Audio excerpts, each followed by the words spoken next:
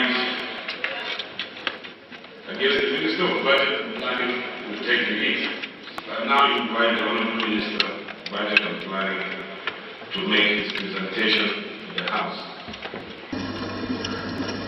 Now, the pension obligations and provisions of the federal government are in a number of categories.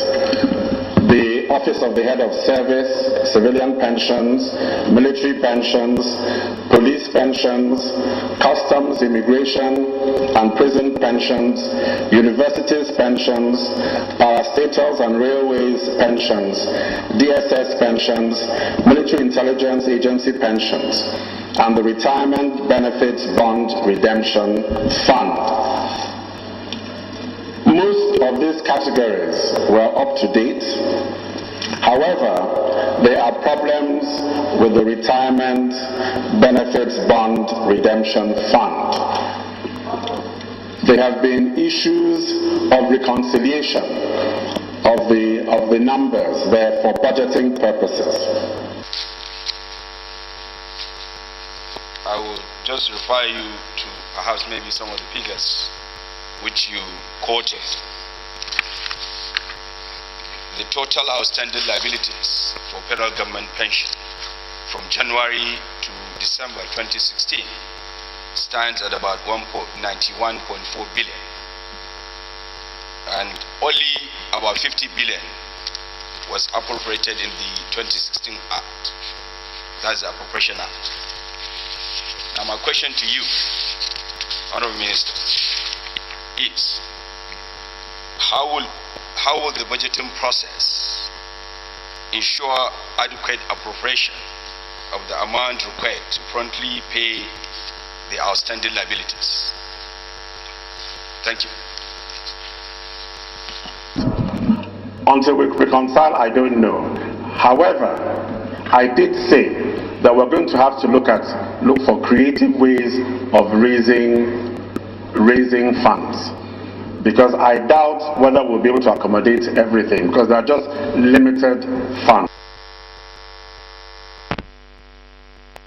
The Right Honourable Speaker, Right Honourable Deputy Speaker, leadership of the House, and members, honourable members, thank you very much for this invitation. I'm just going to add a little to what my colleague, the Honourable Minister for Budget and Planning, has already announced. That is, well, I think firstly that I need to tell you that this is a very welcome initiative. The issue of pensions is not really a money issue, it's a people issue. And so it needs to be taken very seriously. And when elders have served and expect that when they finish service they will get their money, and that expectation is not met, it's quite a serious issue.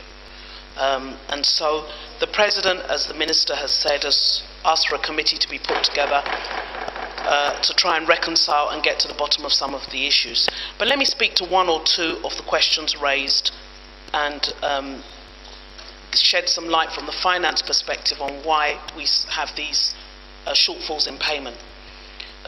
Having said that, yesterday we released the sum of 42 billion to clear all the arrears. Everything that has been appropriated up to date. Resolution of this House had preliminary discussion with the President, and as the Minister rightly pointed out, he directed that the outcome of this engagement must resolve this lingering problem. And he said he was monitoring the interaction we had with the senior citizens, and particularly was moved by a gentleman he saw on camera whom he had met governor while he was a military head of state. And because when the President speaks, he speaks from his heart, not from his head. And since he has directed the ministers that they must solve this problem, I believe this problem will be solved. This House will not accept any excuse that leaves part of these pension funds hanging. Ministers who are representative of the President, I believe, you won't make him break his word, because it's a word that we cherish. I want to believe that this will be the last intervention we'll be having with regards to the issue of pensions in this country. That is my charge.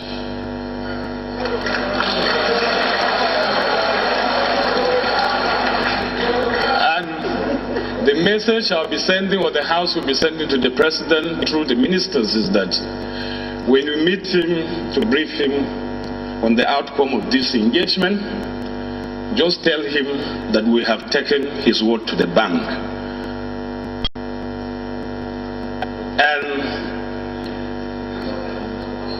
And not even cash back. What happens when they refuse to honor your check? The check is dishonored. We have taken his words to the bank, and we believe that we will cash it. So thank you very much. You are now discharged. May wish to take your leave.